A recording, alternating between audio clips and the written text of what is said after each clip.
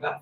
और अब आइए, जिसकी आपको बारी है, ये पर्व रक्षाबंधन क्यों मनाया जाता है, बहुत ही मार्मिक दृश्य लघु नाटिका लेकर कल्पना जी आ रही है। चलिए। सभी को मेरा सादर जय जिने। बोलिए ठेकेदार से शांत भगवान की, पटाचार्य श्री 108 विष्णु सागर जी महाराज की, मुनि श्री 108 रणजीत सागर जी महाराज की, समस्त मुनि संघ की। मैं आप लोगों से निवेदन करना चाहूंगी, थोड़ा ही आप लोगों को जगह खाली करनी पड़ेगी। नाटिका में पात्र लोग ज्यादा हैं। पेज नंबर दो, आपने पेज नंबर देखा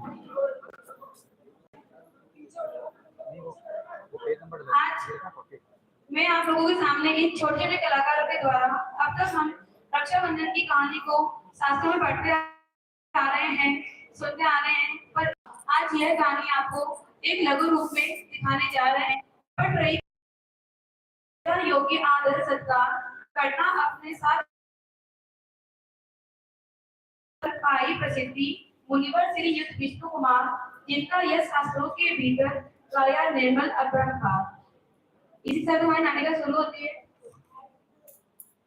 आचार्य श्री अकंपनाचार्य मुनिराज उज्जैन नगरी में अपने सासू मुनिराजों के साथ में आगमन होता है। बेटा तू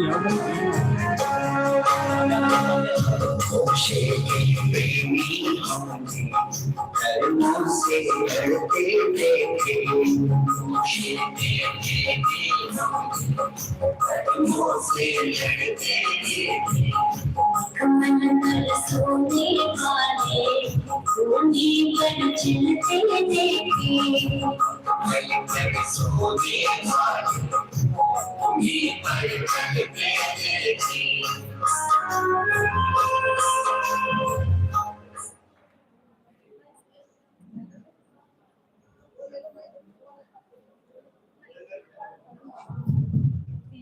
मंत्रीवर हमारी उज्जैन नगरी में अकंपनाचार्य मुनिराज का अपने 700 मुनियों के साथ आगमन हुआ है।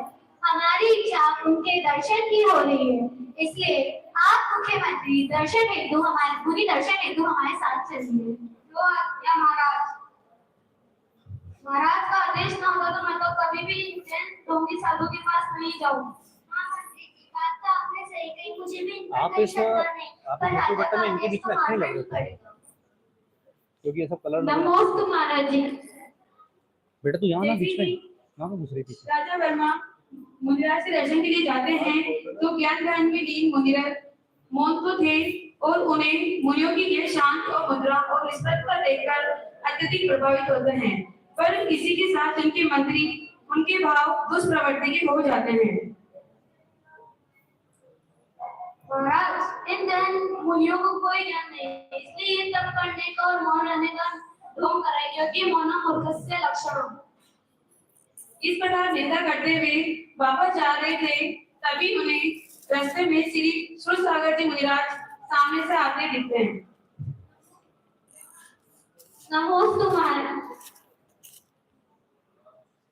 आप ये नगद होने का ढोंग क्यों करते हैं? ये तुम क्या कह रहे हो? ये मेरी जोक नहीं है।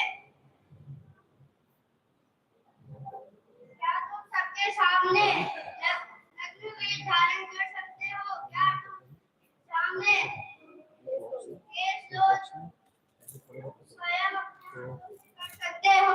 नहीं, ऐसा संभव नहीं है। मैं तो अपना अगर एक बार भी कुछ से उखाड़ दूं तो होता है, इसलिए दिगंबर वेश धारण करना आसान नहीं। रत्न धारक सूरसागर मुनिराज ने अनेकांत सिद्धांत के न्याय से मंत्रियों की 2 युक्तियों का खंडन कर दिया और उन्हें चुप कर दिया। इस ढोंगी साधु की हिम्मत है कि राजा जी के सामने मैंने इतना बड़ा अपमान किया है, इसका बदला मैं जरूर लूंगा।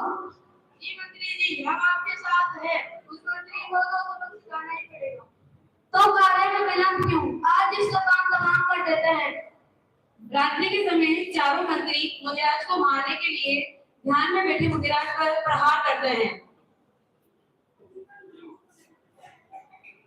अरे ये क्या हो रहा है? मैंने तो हाथ और पैर दोनों ही नहीं हिला रहे। ऐसे हो। कैमरा देख। सुबह होने पर लोगों ने ये दृश्य देखा और चारों राजा को जैसे ही चारों मंत्री की दुष्टता की खबर मिली,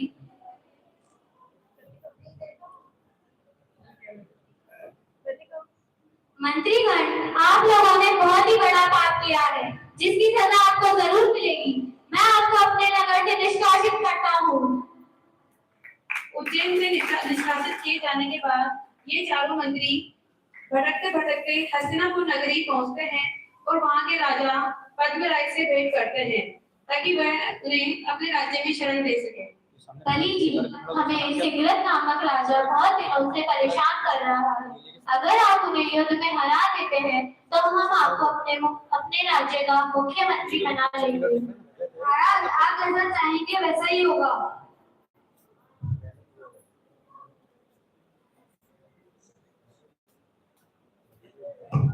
महाराज, आपने शत्रु को पराजित कर दिया है। आज के बाद आपको कभी भी परेशान नहीं करेगा।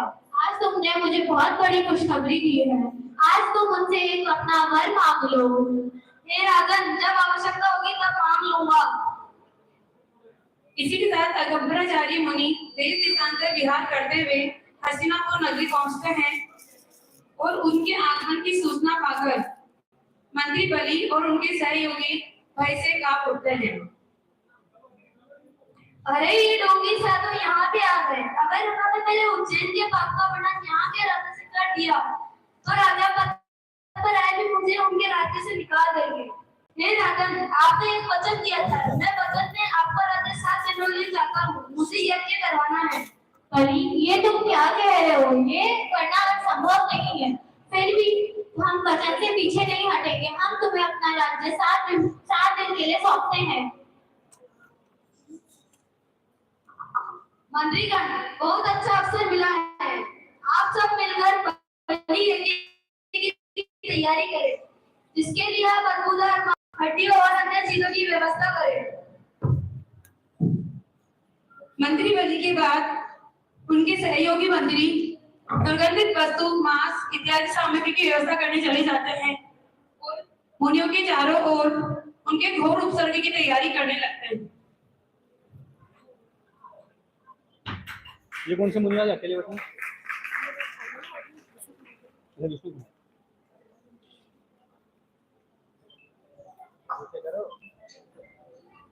इतने घोर उपसर्ग के बाद भी मोक्ष के साधक वीतरागी मुनि बाहर से भले ही कितनी अग्नि भड़क रही थी, परंतु उनके अंदर क्रोधाग्नि जरा भी नहीं भड़क रही थी।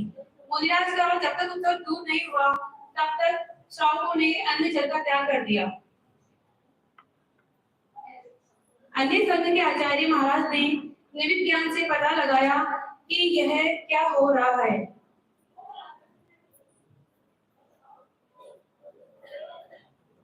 प्रभु, यह क्या हो रहा है? इन मुनियों पर इनका घोर उपसर्ग, यह सब मुनि का जीवन संकट में है।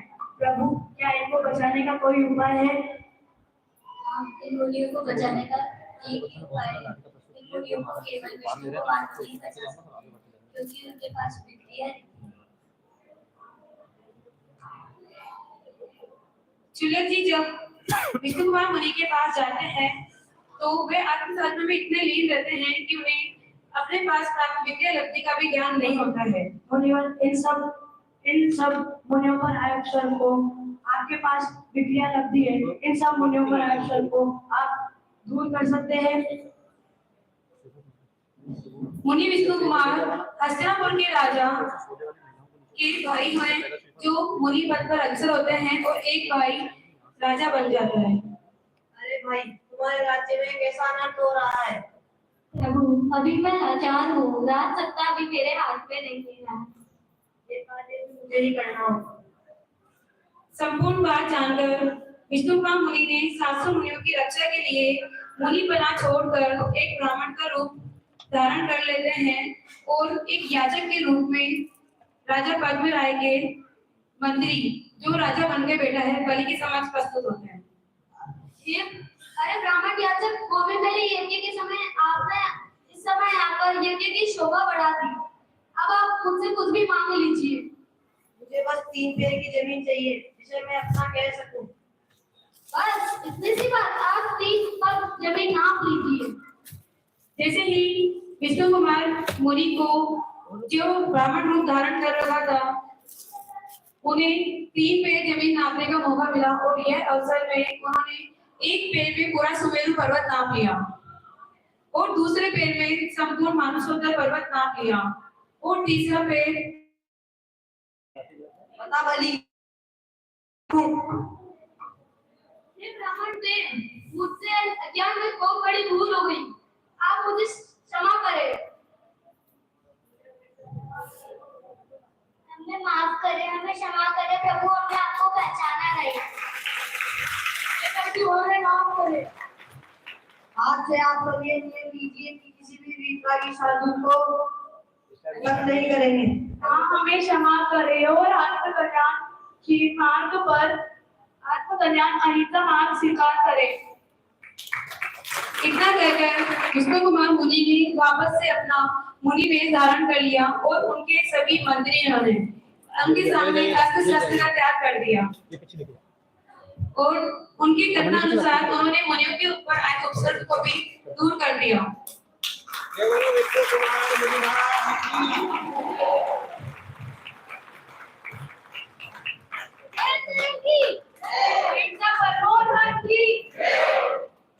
खेड़ा वाले परिवार की तरफ से इन बालकों को 1100 रुपए, सावर वाले परिवार की तरफ से बालकों को 1100 रुपए। धन्य है वो श्रावक और धन्य है वे साधु। जब भी हमारे धर्म और धर्म साधकों पर इस प्रकार के उपसर्ग आए तो हम भी अंतरात्मा से इनके उपसर्ग को दूर करने का प्रयास करें और जैन धर्म की रक्षा करें। जय हिंद। इन नाटिका के सभी पात्रों को महाराज जी के द्वारा एक भेंट दी जा रही है, तो सभी बच्चे एक लाइन से महाराज जी से भेंट लें और आगे इस दिगंबर में बनाना इतना आसान काम नहीं है। इन बालकों ने ये साहस किया है। चलेगा शायद। धन्य मुनिराज हमारे हैं, हमें प्राणों से प्यारे हैं। धन्य मुनिराज हमारे हैं, हमें प्राणों से प्यारे हैं। मुनिराज हमारे हमें प्राणों से प्यारे हैं।